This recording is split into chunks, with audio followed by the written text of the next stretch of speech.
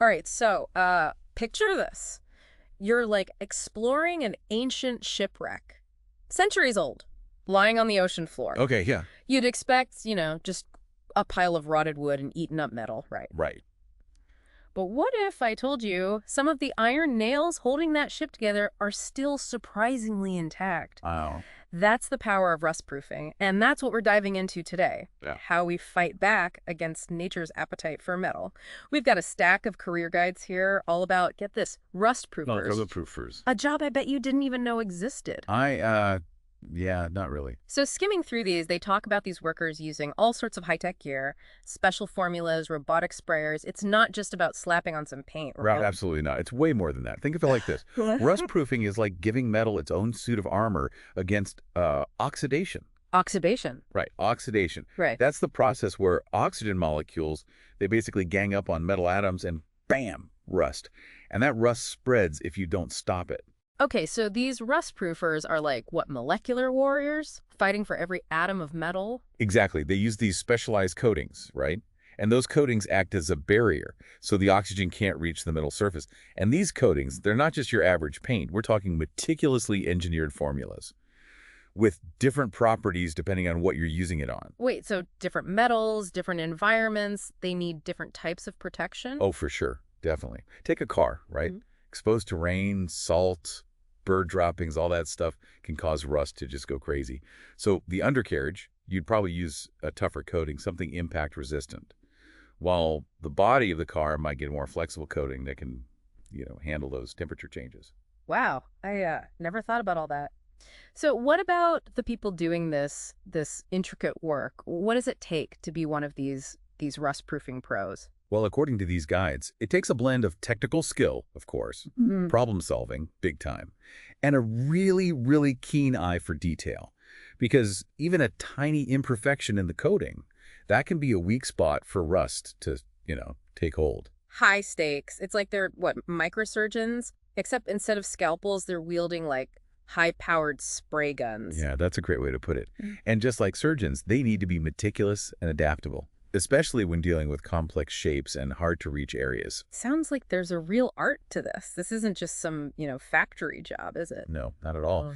It often involves collaborating with all sorts of other professionals, engineers, designers, even historians sometimes when you're working on restoration projects, old stuff. Speaking of history, think about some of those ancient artifacts we find. Could rust-proofing be why they've survived so long? It's definitely possible. Yeah. Early civilizations, they might not have understood the science behind it, but they still used natural forms of rust protection all the time. Like what? Think about, ancient bronze statues, right?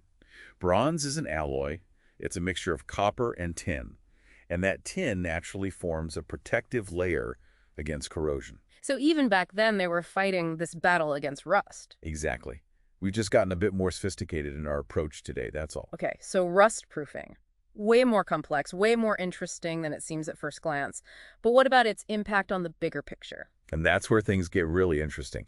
Rustproofing, it's deeply connected to sustainability, resource conservation, even historical preservation. It's funny, we talk about sustainability and all that, but it's easy to forget about, the environmental impact of something like rust.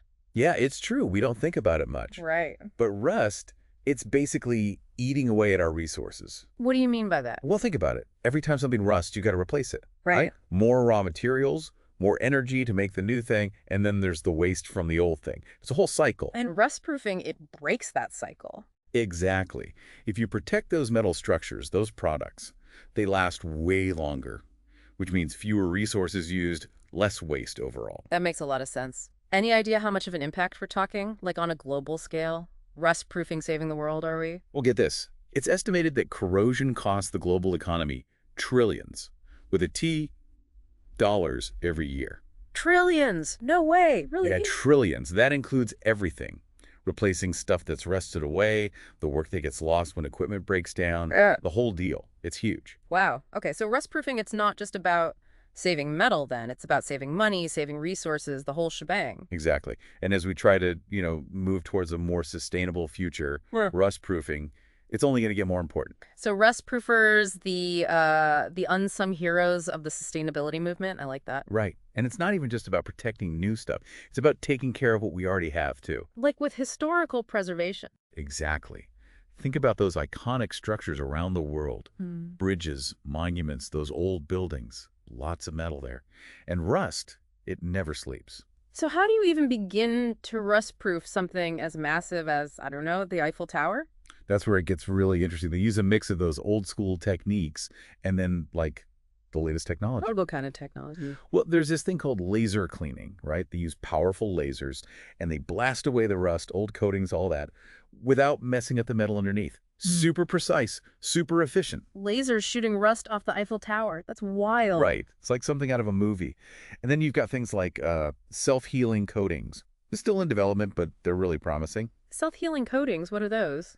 Imagine a coating that can, like, fix itself if it gets a scratch or something. Oh, wow. So it's like having a built-in rust proofer right there in the material. That's mind-blowing. So we're not just, getting better at fighting rust. We're coming up with entirely new ways to do it. Exactly. And it's not all fancy technology. These guys, they really stress how important it is to be adaptable, to be a problem solver in this line of work. I can see why. Every job's got to be different, right? Different metals, different environments. For sure. A good rust proofer, they got to be part detective, part scientist, part artist, It's making me think rustproofing is a lot like archaeology, in a way. How so? Like you're uncovering these hidden layers, preserving the past, making sure it lasts. Oh, I like that. Yeah. Yeah, and just like archaeology, it's a field with tons of surprises, Yeah. You never know what you're going to find. Speaking of surprises, these career guides have been awesome. Really interesting stuff. Anything else about rustproofing we should cover? Well, we've talked about what it is, why it matters, but I think to really get it, we got to talk about where we find rustproofing at work. Okay, I'm intrigued. Where else does rustproofing pop up? What am I missing in my everyday life? Let's just say rustproofing's reach. It goes way beyond bridges and buildings. It's everywhere, even if we don't realize it. All right, so you were about to blow my mind with all the places we find rustproofing, like hidden in plain sight. Lay it on me. Okay, so think about your kitchen. You know those stainless steel appliances everybody loves? Yeah, they're nice. They've got rustproofing to thank for that shine, that how long they last. Hold on, really? I always thought stainless steel, it's, stainless, it doesn't rust. That's what people think. But stainless steel, it's not totally rust-proof. It's more like rust-resistant. Okay. It's got chromium in it, right? Yeah. And that makes this protective layer. But that layer, it's not invincible. It can still get messed up. So my fancy fridge is secretly fighting a war against rust. That actually makes me feel better. At least I'm not the only one battling tarnish, right? Exactly. And it's not just kitchens. Think about all the metal we use every day. Cars, bikes, the pipes in your house, everything. Okay, yeah, that makes sense. Those are all things you kind of expect, though, right? You said rustproofing pops up in some, weird places, too. Oh, yeah, definitely. Let's talk renewable energy for a second. Those giant wind turbines, the ones you see, all over the place It's now. very hard to miss them.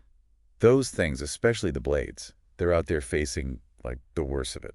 Rain, lightning, crazy temperatures. Makes sense. Rustproofing, that's what keeps them spinning, keeps them making clean energy. Wow, never thought about that. So rustproofing's what? Helping fight climate change now? You got it. And here's another one that might surprise you. Medical implants. Really? Like what? Artificial joints, bone plates, even pacemakers. Wow. A lot of times they use titanium or stainless steel, but they still need that extra layer of protection, to work right inside the body. Incredible. So we're talking healthcare, even people's lives being impacted by rustproofing. Exactly. And make sure those devices, they last, just like the people who need them. We started out thinking about rusty bikes and old bridges, and now it's like rustproofing is everywhere. Right. It just goes to show you the most ordinary things, they can have this whole world of complexity, innovation behind them. Totally. And we should all take a second to appreciate those rustproofers out there, working hard behind the scenes to keep everything running. Absolutely. Well, this has been quite the deep dive, from the science of rust to the unsung heroes fighting it. Who knew there was so much to say about rustproofing? It's more exciting than it sounds, really. Way more. To everyone listening, keep exploring, keep asking questions. You never know what you'll find hidden in the ordinary. Okay. Until next time.